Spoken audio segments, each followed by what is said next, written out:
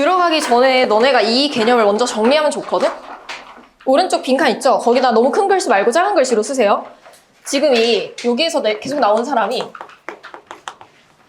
푸코라는 사람이거든? 이거는 너네가 이제 지문 내용은 아니야. 내가 그냥 관련 배경 지식을 쌓는 거지. 이건 외우는 거 전혀 아닙니다. 이해만 하시면 돼요. 이 푸코라는 사람이 뭐에 대해서 얘기했던 사람이냐면 이거에 대해서만 사실 얘기를 한 사람이야. 그래서 너네 지금 보세요. 여기도 보면은 장소에 관한 철학을 대표한다라 그랬지. 그치? 그래서 이 사람은 시간적 개념에 대해서 얘기하는 사람이 아니라 다 장소에 관한 이야기야, 지금 보면. 그래서 이 푸코가 제시한 그 철학적 개념 중에 헤테로토피아 이게 있잖아요. 그게 유토피아랑 반대되는 사상이거든? 유토피아의 그 어원을 살펴보자면 그리스어로 되어 있는 건데 뭐 어우토포스 뭐 이런 거예요. 근데 그게 없다란 뜻이 담겨 있어. 그 유라는 의미에. 그러니까 장소가 없는 곳이다라는 정의야, 실제로는. 그래서 유토피아도 마찬가지고 아무튼 헤테로피아도 그렇고 장소에 관한 철학이라고 하는 걸 잊지 마세요. 알겠죠? 네. 자, 그러고 나서 1문단부터 보겠습니다. 자, 문단 번호 체크해야 되겠죠? 여기 1문단이야.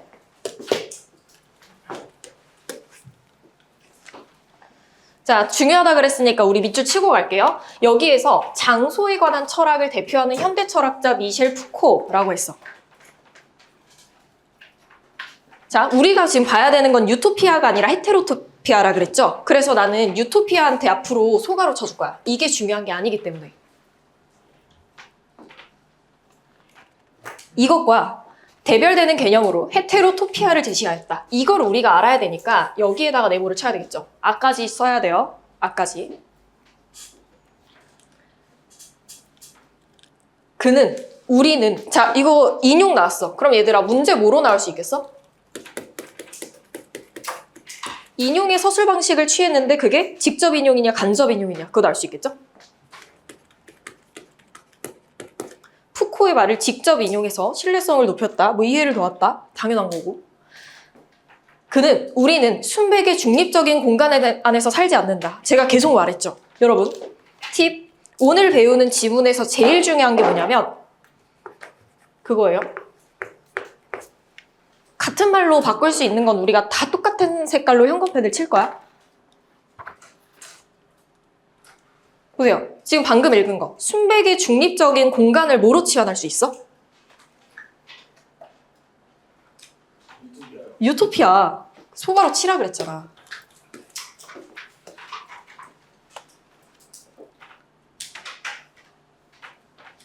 지금 너네가 사실 여기만 보더라도 아는 거야.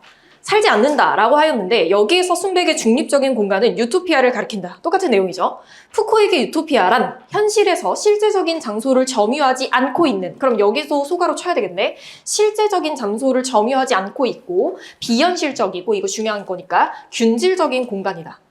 얘들아, 균질의 정의가 뭐야? 균질의 정의. 균등할 때 그 균이잖아. 똑같다, 동일하다. 그리고 질이 뭐야? 성질 아니겠어? 그치? 그러니까 균일로 치환할 수 있겠죠.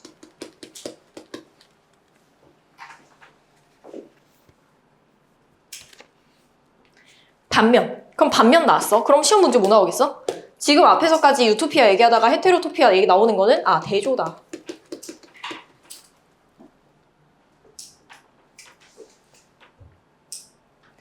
반면 헤테로토피아는 현실에 실제한대. 너무너무 중요한 거니까 까만 색깔로 밑줄 칠게요. 헤테로토피아는 현실에 실제한대.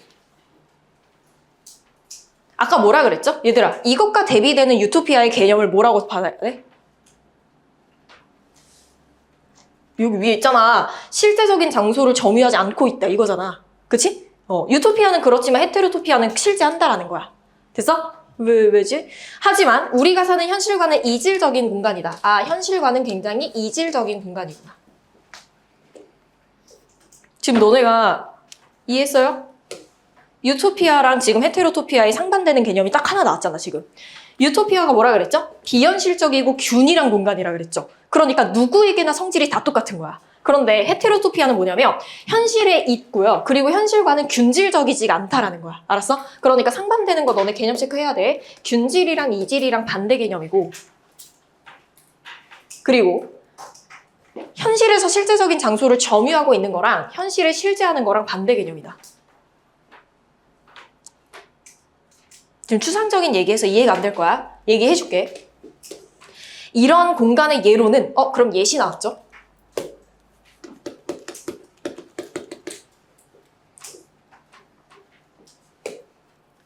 푸코는 원시 사회에서 신성시된 장소, 아이들이 다락방 가운데서 자신만이 출입할 수 있도록 만들어 놓은 텐트 등을 들었대. 그럼 이건 그냥 예시인 거죠. 그러니까 예를 들어서 어떤 게 있냐면 요즘에 너네 그냥 차 타고 가면서는 많이 본 적이 있을 거야. 묘지, 공동묘지 같은 거 본 적 있어요? 막 거기는 이제 시골에 내려갈 때나 그럴 때나 보이는 거 아니야? 좀 멀리? 그치? 근데 사실 옛날에서 원시 사회에서 신성된 장소가 예를 들어서 묘지 같은 데가 있었거든요.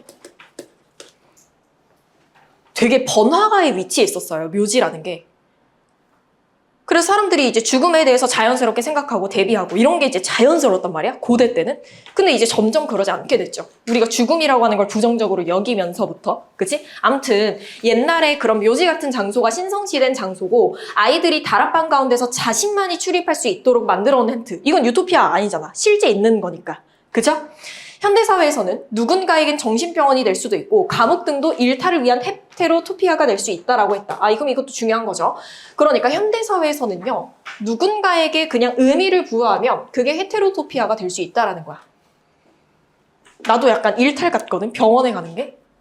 하도 이제 병원을 안 가고 막 그랬으니까. 그러니까 어떤 거냐면 이거는 이제 내가 너네 이해를 돕기 위해서 써주는 거야. 이거는 따로 막 필기할 필요는 없어요. 예를 들어서 현대 우리 사회의 질서에서는 너네 막 소리 지르면 돼? 너네 여기에서 소리 지르면 어떻게 될까? 바로 이제 보나스한테 끌려가가지고 퇴원당하겠죠. 거짓말이고 그렇게 되는 건 아니지만 여기서 소리 지르고 학교에서 소리 지르고 길거리에서 소리 지르고 금지된 거잖아. 근데 너네가 유일하게 소리 지르면서 즐거워하는 공간 있죠? 어디죠? 학교 말고 소리 지르면서 돈 내고 소리 지르러 가는 곳 어디야? 노래방, 놀이공원 이런 데잖아. 거기가 대표적인 헤테로토피아라는 거야. 알겠어? 그러니까 뭔가 사회에서 금기시되는 거 있죠. 소리 지르면서 즐거워하는 거. 그런 게 이제 대표적인 헤테로토피아고 그리고 사실 제일 많이 나오는 예시가 너네가 좋아하는 유흥가. 가본 적 없지? 나는 가봤어. 유흥가, 클럽 이런 데 가본 적 없죠? 난 가봤어요. 그런 데가 대표적인 헤테로토피아야. 그러니까 뭔가 금기시되어 왔고 그리고 쾌락을 즐길 수 있는 거 있죠.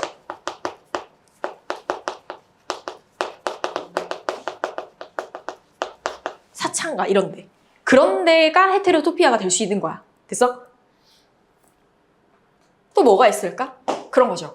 우리 현실 사회에선 너네 이름을 내가 다 알고 너네도 내 이름을 알고 얼굴을 알고 내 개인정보들을 알잖아. 나도 너네도 마찬가지고. 그러면 우리는 다 지금 뭘 하고 있는 거야? 강제 실명 제도로 지금 우리는 대면하고 있는 거야. 맞지? 그런데 익명이라고 하는 게 현실 사회와 좀 반대되는 거죠. 익명 사회 어디야? 너네가 지금 쓰고 있는 인스타그램, 유튜브, 페이스북 이런 데잖아. 그치? 그리고 혹시 너네 요즘에도 에스크 이런 거 해요? 안 해요? 이제 하는 애들 있죠? 나도 고등학교 때 에스크 이런 거 하는 애들이 되게 많았거든? 유행이었어, 나 때. 유행이었는데 내가 유일하게 나도 이제 유행에 민감하기 때문에 나 다 따라 해야 되는데 에스크를 유일하게 안 한 이유가 있어. 왜냐면 애들한테 욕먹을까 봐. 에스크 보면은 애들이 익명 뒤에 숨어서 막 욕을 하잖아요. 나한테 무례한 질문을 해도 되고 질문이 아니더라도 그냥 막 욕을 해도 되는 거잖아. 나는 이제 그런 게 너무 싫은 거야. 내가 안 보고 싶은데 그걸 왜 내가 에스크를 만들면서 그렇게 욕을 먹어야 되지? 라고 해서 안 만들었거든? 아무튼 그런 것들 에스크 뭐 인스타그램 뭐 이런 것들이 다 지금 헤테로토피아가 된다라는 거죠. 됐어요? 네. 자, 이런 공간은 기존의 권력 체계에서 벗어나 있고 그럼 헤테로토피아의 또 다른 특징이라는 거잖아. 그치? 기존의 권력 체계에서 벗어나 있고 그것에 반하는 질서를 갖고 있는 반공간이다. 반이라고 하는 게 지금 한자까지 나왔으면 알아야 되겠죠? 반대된다라는 거잖아. 그렇기 때문에 헤테로토피아는 낯설고 위험한 것처럼 보이기도 하고 누군가에게는 위안을 주고 해방을 실현하는 공간이 되기도 한다. 그러니까 이것도 사실 다 특징인 거야. 낯설고 위험한 것처럼 보이기도 할 거고 아니면 누군가에게는 그게 위안이 되고 해방을 실현하는 공간이 될 수도 있다는 거죠.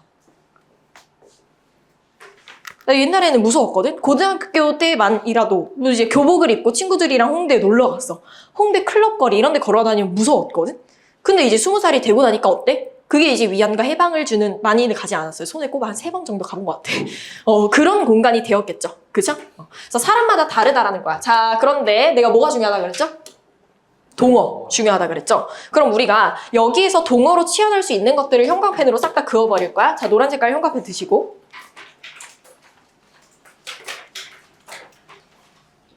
자, 일단 제일 중요한 개념은 이거죠. 헤테로토피아.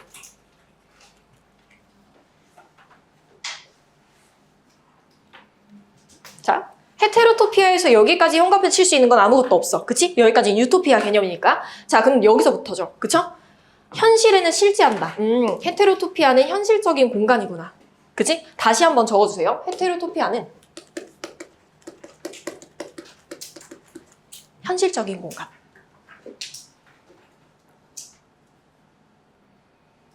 하지만 우리가 사는 현실과는 이질적인 공간이다. 이질적 공간에도 형광펜.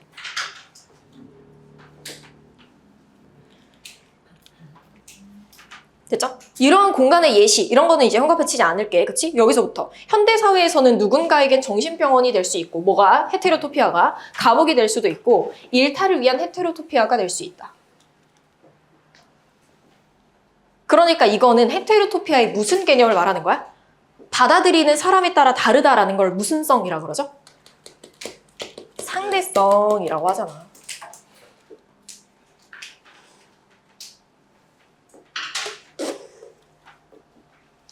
이러한 공간은 기존의 권력체계에서 벗어나 있다. 이것도 헤테로토피아의 특징이겠죠. 기존의 권력체계에서 벗어나 있고 그곳에 반하는 질서를 가지고 있는 반공간이다. 그러니까 즉 그것이 뭔데? 기존의 질서체계에서 벗어나 있는 게 헤테로토피아의 특징이라는 거야. 그치? 그렇기 때문에 헤테로토피아는 여기도 이제 형광펜 마지막으로 쳐줄게. 낯설고 위험한 것처럼 보이기도 하지만 누군가에게는 위안과 해방을 실현하는 공간이 될 수도 있다는 거지.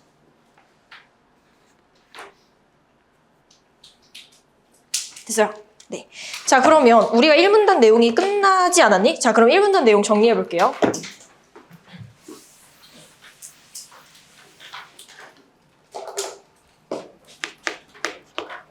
일문단은 사실 한 개 하나밖에 없어. 유토피아랑 헤테로토피아 비교하는 거.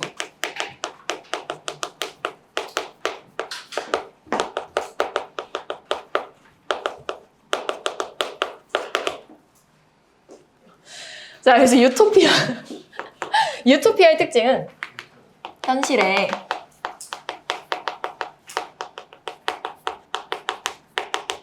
실제하지 않는 장소. 없어. 그치? 그러니까 푸코가 굉장히 좀 냉소적인 사람인 거야. 유토피아? 세상이 살기 좋은 세상이라는 건 없어. 사람들이 유토피아를 그냥 지향할 뿐이지. 그리고 두 번째.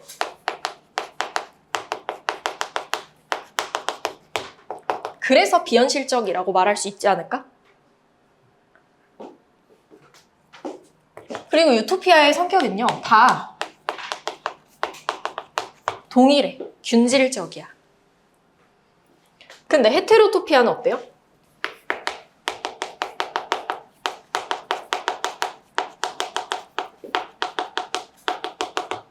현실에 실제 하는 장소고. 그러다 보니까 이제 뭐 현실적일 수밖에 없겠죠. 이거는 내가 안 쓰려고 그랬는데.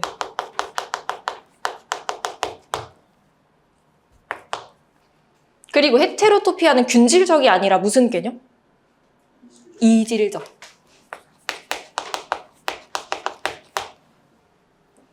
됐어요? 그래서 여기서 제일 중요한 걸 말해봐라 라고 하면 헤테로토피아가 제일 중요하고 얘는 지금 현실에 실제하는 장소고 그리고 얘가 굉장히 이질적이다라는 거.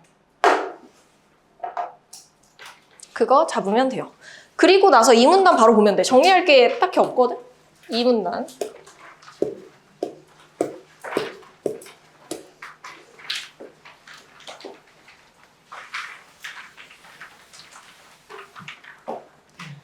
자, 문단 체크해놨죠? 이 문단. 푸코는 헤테로토피아가 현실에 대한 이의제기를 수행하는 일종의 대항 공간, 현실 전복의 공간이 된다고도 하였다. 그럼 헤테로토피아의 특징이니까 까만 색깔로 뾰족가루 쳐줄게.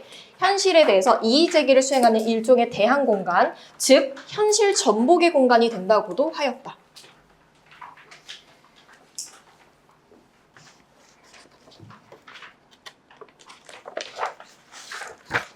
자, 그럼 물어볼게. 내가 제일 중요한 건 계속 동어라 그랬죠. 여기에서 중요한 거. 그러면 여기에서 일종의 대항 공간이라고 했는데 1문단에서 대항 공간이랑 바꿔 쓸 수 있는 단어가 하나 있거든? 한번 찾아보세요. 그쵸. 반공간. 그쵸? 그래서 문단이 좀 떨어져 있기 때문에 저희가 다시 한번 써줄게요. 아, 이거는 반공간을 말하는 거다.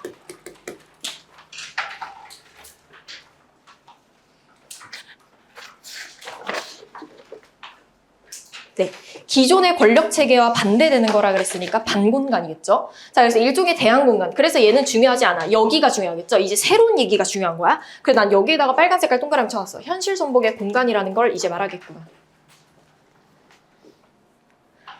얘들아, 전복이 뭐죠? 전복?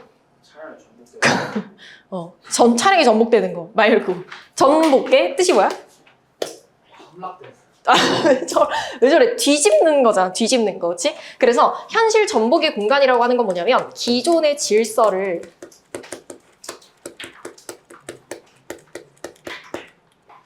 뒤집는 게 현실 전복의 공간이야. 그렇잖아. 내가 아까 예시 든 것만 해도 놀이공원, 그 다음에 유흥가, 뭐 페이스북 이런 것만 하더라도, 그치? 푸코에 따르면 헤테로토피아에서 사람들은 새로운 세상의 질서를 만들고자 하고 현실 전복을 시도한다. 아하, 그러니까 새로운 세상의 질서를 만드는 게 현실 전복의 공간이라고 본 거죠. 그래서 나 여기다가 밑줄 치고 이게 현실 전복의 공간이구나. 또한 푸코는 헤테로토피아를 구성하지 않는 사회는 없다고 강조하면서 그럼 이거 되게 중요한 거야. 그래서 나는 빨간 색깔로 밑줄 쳐놨어요. 푸코가 말하기를 헤테로토피아라는 거는 무조건 있다라는 거죠. 어느 사회에서나.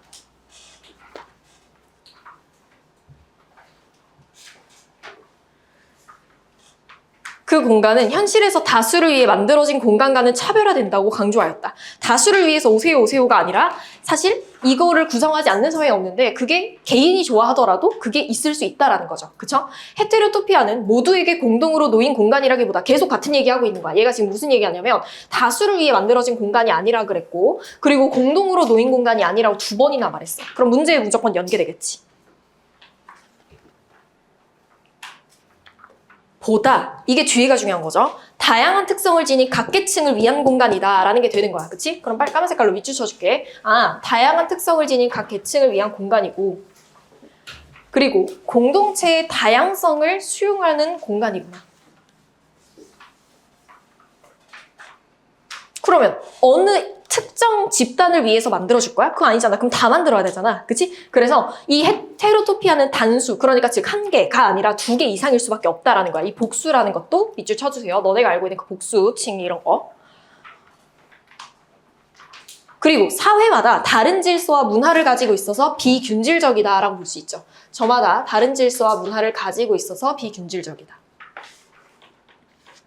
여기까지가 2문단. 그럼 2문단 내용 정리해볼게.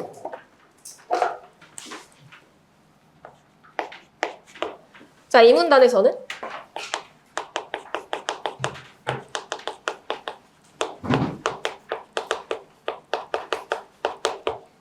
현실 전복의 공간인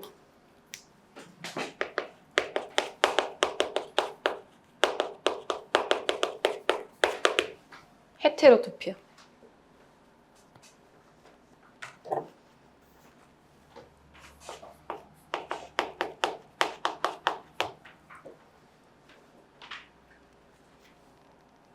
자, 이 사람이 말하는 특징이 여러 가지가 있죠. 우리가 지문 순서 안 따라가 보고 우리가 그냥 한꺼번에 정리해 볼게. 자, 첫 번째 특징은 뭐라 그랬지?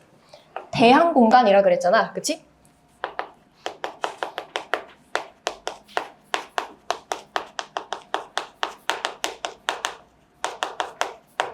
현실에 대한 이의지기를 수행하는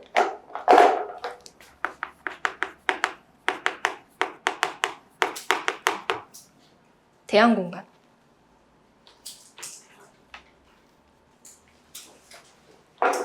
그리고 사실 크게 다르지 않아요. 내가 이제 대항공간이 반공간이야 라고 했지만 얘가 뭐라 그랬어? 대항공간 현실 전복의 공간이라 그랬죠. 그럼 크게 다르지 않다라는 거거든? 그래서 난 여기다 그냥 써놨어. 아, 그냥 같이 봐도 되겠다.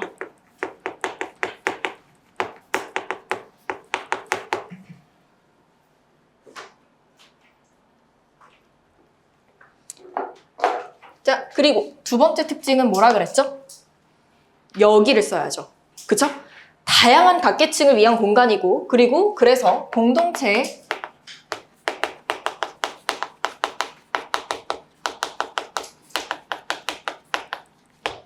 다양성을 담보해 줄 수 있는 공간이다. 그치? 그래서 공동체의 다양성을 확보한다. 그리고 세 번째, 여기죠. 복수며. 그러니까 다양성을 담보해야 되니까 복수로 존재를 해야 되겠고, 그리고 다른 문화 갖고 있어서 굉장히 비균질적이다.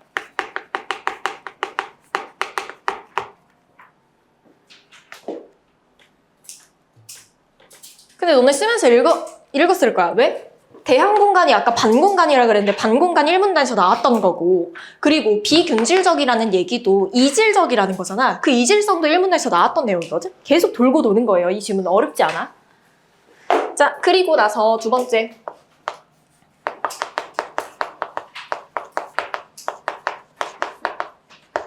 푸코가 바라본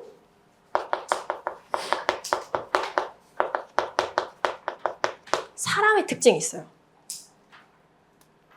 뭐라고 써야 될까요? 푸코가 바라본 사람은 뭐라고 봐야 될까? 저거잖아요. 새로운 질서를 만들고자 한다. 그치? 애초에 전제가 푸코가 바라본 사람이라고 하는 건 새로운 질서를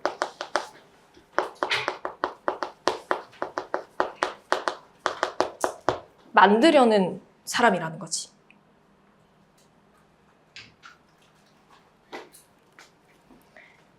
자, 그래서 새로운 질서를 만들려고 뭐를 시도하는 사람이야?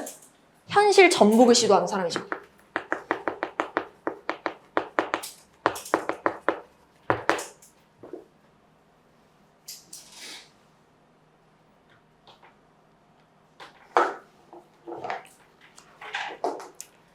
네. 그리고 나서 세 번째, 푸코가 바라본 사회의 특징이 있어요.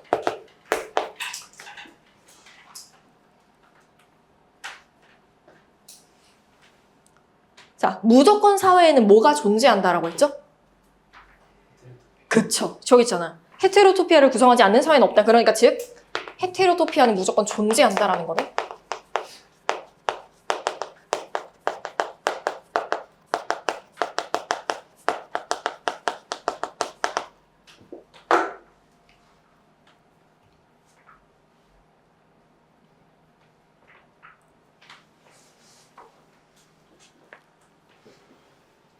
됐어요?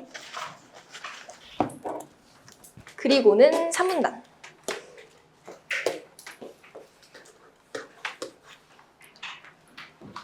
자, 푸코는 갔다 오세요. 푸코는 헤테로토피아를 바깥의 공간이라는 말로도 설명했다. 그럼 얘도 뾰족가로 쳐야 되겠네. 바깥의 공간.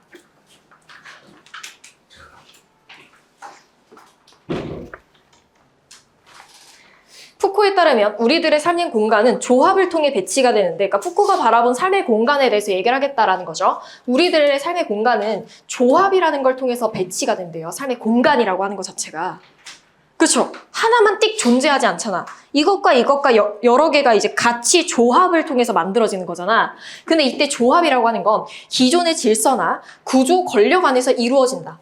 이 조합이라고 하는 건 기존의 우리가 질서, 구조, 권력 안에서 이루어진다. 그럼 너네가 조금 이상하다라는 생각을 해야 돼. 뭐가 이상하다라는 생각을 해야 돼? 계속해서 푸코는 어떤 사람이야? 현실 전복 이런 걸 얘기한 사람이죠. 그치? 상반된다. 근데 여기에서 계속 기존의 질서를 따르는 거 조금 이상한데? 라는 생각을 해야 돼. 알았어? 그래서 이 문장 되게 중요합니다. 여기 별표 치세요. 이 문장.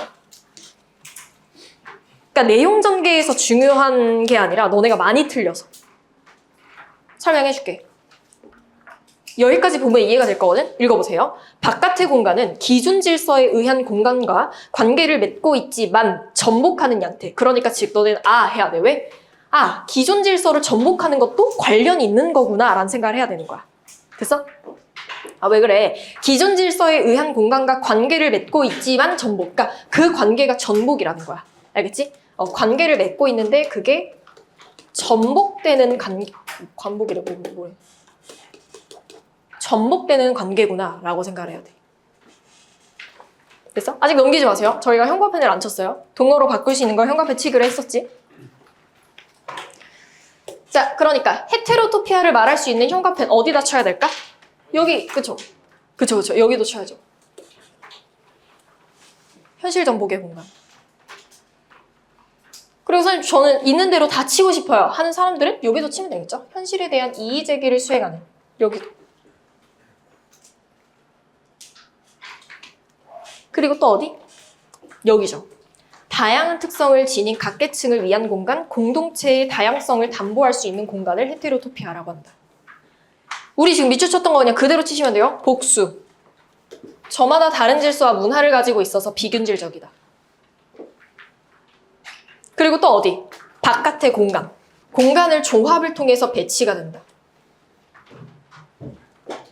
그리고 이때 조합은 기존의 질서나 구조 권력 안에서 이루어진다.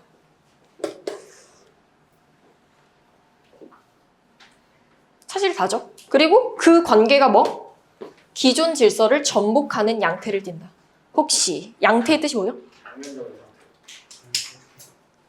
태는 그냥 모양 태자고 양도 모양할 때 양이거든. 다 모양이야. 알겠지? 모습이라고 생각하면 돼요.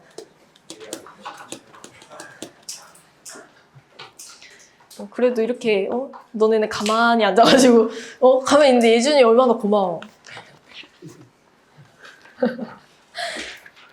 됐죠? 자, 그리고 3문단 아직 안 끝났어요. 다음 장 넘어가 볼게.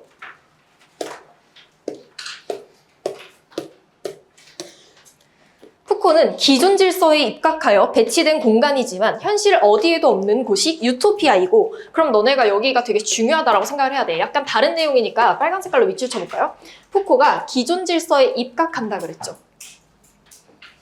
그럼 너네가 이제 머릿속으로 표를 그려야 돼. 계속 기존 질서란 얘기가 나왔는데 앞에서 헤테로토피아는 기존 질서가 어떻게 되는 거였죠? 전복되는 양태라 그랬죠. 근데 얘는 어때? 입각하는 거잖아. 그치? 그러면 유토피아 얘기를 했는데 유토피아 검 헤테로토피아 검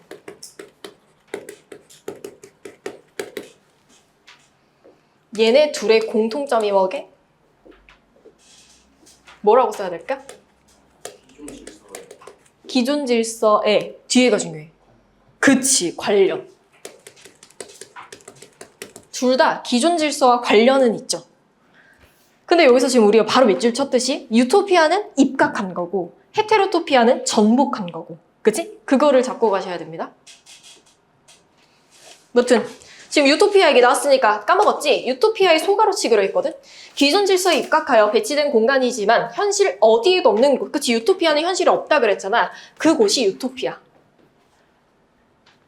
여기도 기존 질서를 전복. 이거는 헤테로토피아니까 뾰족가로 쳐줄게. 방식으로 배치된 공간. 기존 질서와 대립적 관계를 맺고 대립적 관계. 현실 어딘가에 있는 곳이 바로 헤테로토피아이다. 그러니까 너네가 지금 여기도 마찬가지야. 이건 좀 다른 내용이지만 전복이랑 대립은 여기서 똑같은 단어야? 다른 단어야? 달라요. 갔다 와야죠. 같죠. 기존 질서를 전복하는 방식으로 기존 질서와 대립적 관계를 맺고 그럼 같은 단어구나. 여기서 전복과 대립이라는 단어는. 현실 어딘가에 있는 곳. 그치? 현실 실제한다 그랬으니까. 헤테로토피아라고 하였다. 이에 대해 푸코는 유토피아와 헤테로토피아란 각각 현실에 대한 감흥과 반감의 상상력에 의해 끊임없이 재구성되는 장소. 그럼 소가로 어디다 쳐야 되게? 암튼 우리가 지금 이렇게 표시하기로 했어. 유토피아의 소가로 치기로 했고 헤테로토피아의 뾰족가로 치기로 했어. 그러면 현실에 대한 감흥은 어떻게 표시해야 돼? 왜 저래? 뭘 약간 반반이야. 각각이라 그랬잖아. 현실에 대한 감은 유토피아. 그래. 알겠죠? 그리고 사실 반감, 그죠? 현실에 대한 반감일 거야. 여기까지 뾰족가루로 치기가 조금 애매하니까 여기서부터는 뾰족가루로 칠게요. 반감은 헤테로토피아의 특징이니까. 반감의 상상력에 의해 끊임없이 재구성되는 장소라고 표현하기도 하였다. 그치? 왜냐면 기존 질서와 반대되는 걸 말하는 거잖아, 헤테로토피아는. 그러니까 현실에 대한 반감 때문에 생겨날 수밖에 없는 거죠. 그치? 푸코의 헤테로토피아는 현대 예술가의 작품을 해석할 때에도 적용되는데, 내용이 좀 바뀌었네. 그 개념이 지금 푸코의 헤테로토피아의 개념이 현대 예술가의 작품 해석 방법 할 때 어떻게 적용되는지 내용 바뀌겠죠. 그래서 이 문장이 중요한 이유는 우리 수능 할 때도 했었잖아. 수능 대비했을 때도. 가나 지문 나올 때 가나의 연결고리가 중요하다 이렇게 공부를 했었죠. 그럼 얘가 사실 연결고리가 되는 거야. 우리가 이제 내신 공부에서 이 문장이 그렇게 중요하진 않은데 나지문에서 너네 학교에서 진도 나가서 알잖아. 그치? 거기에서 초현실주의, 리얼리즘, 정교한 기법 이런 얘기 하잖아. 예술과 이 앞에 대한 철학 사상의 연관성이 이거예요. 알겠죠? 그래서 그냥 이거는 중요한 내용은 아니니까 써줄게. 이게 지금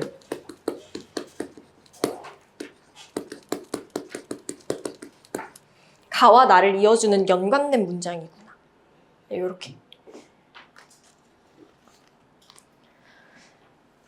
네, 화폭을 현실 대항과 현실 전복의 상상력을 발휘하는 수단. 자, 그럼 얘들아, 화폭에다가 무슨 표시해줘야 될까? 세모. 저 동그라미. 에? 그치. 에? 동그라미? 이거지. 현실 대항과 현실 전복의 상상력을 발휘한 수단이 뭐야? 헤테로토피아잖아. 그치? 그럼 예술에서 화폭이 헤테로토피아가 된다라는 거지. 그쵸? 형광펜, 화폭.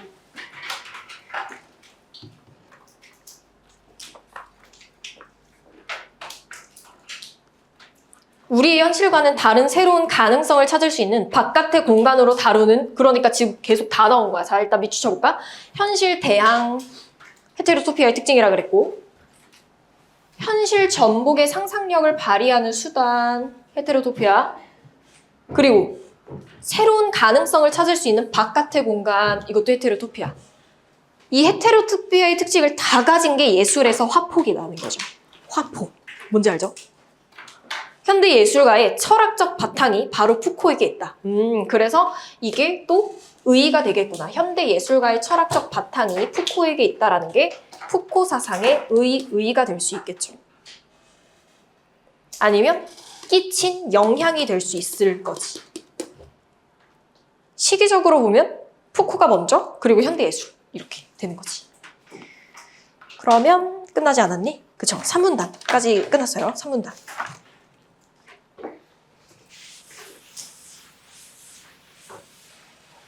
자, 2문단은 우리가 이렇게 정리했죠. 그럼 3문단은 어떻게 봐야 돼? 무슨 공간인 헤테로토피아라고 해야 돼? 바깥의 공간이. 그쵸.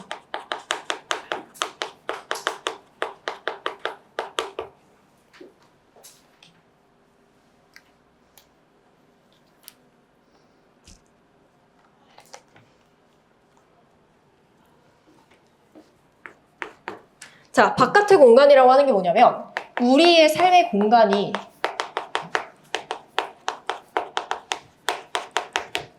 있어.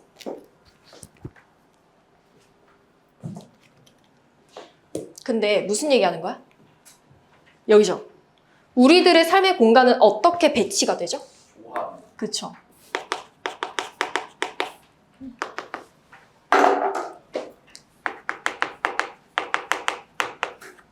조합이라는 걸 통해 배치가 돼요.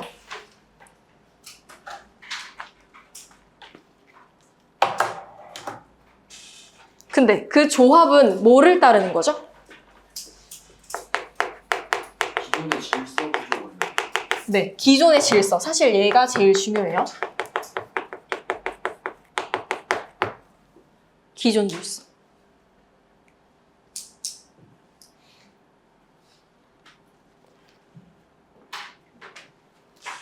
그래서 두 번째 특징.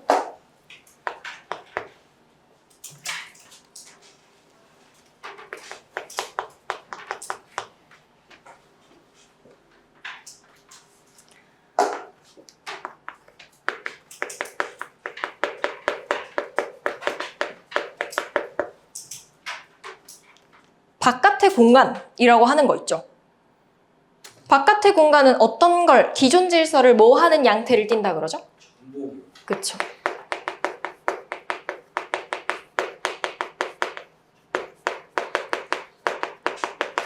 기존 질서를 전복하는 양태.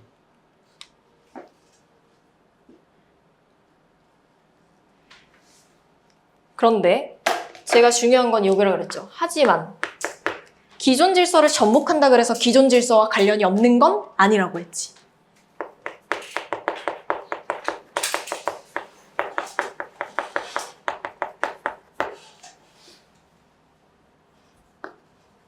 관련이 있다고 말한 이유는 전복하는 걸 그냥 그 관련이라고 하기 때문에.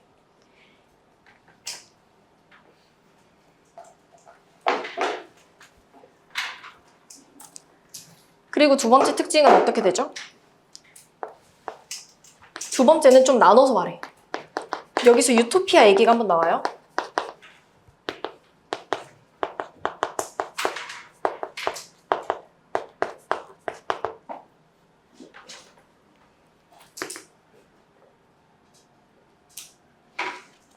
넘어가야 되겠구나. 여기죠. 자, 유토피아는 어떤 장소라 그랬죠? 어떤 장소? 기존 질서에 입각하여 가지는 공간. 기존 질서의 입각, 그리고 현실 어디에도 없는 또 현실에 대한? 감흥. 그쵸, 그거 말하라고. 현실의 기존 질서에 입각한 거고, 그리고 저거 중요하니까 난 저거만 쓸게. 현실에 대한 가능.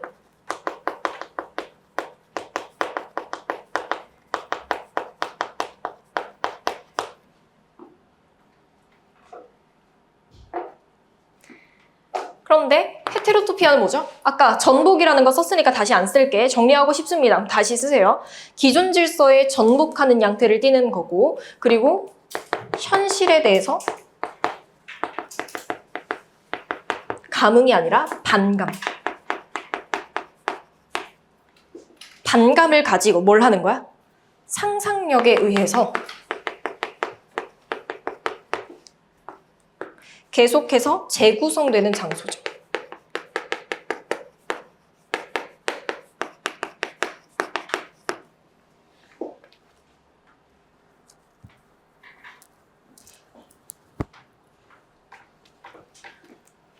자, 그리고 이제 마지막 세 번째.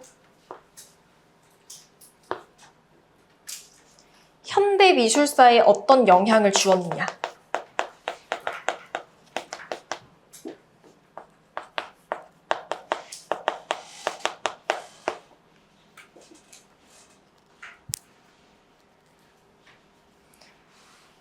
자, 제일 중요한 건 화폭이죠.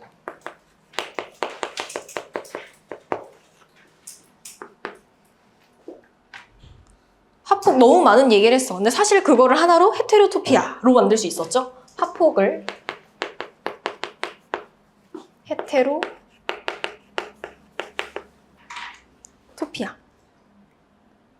라고 규정을 하는 것이. 그래서 어떤 영향을 줬어? 현대예술, 철학의 바탕이 되는 거죠.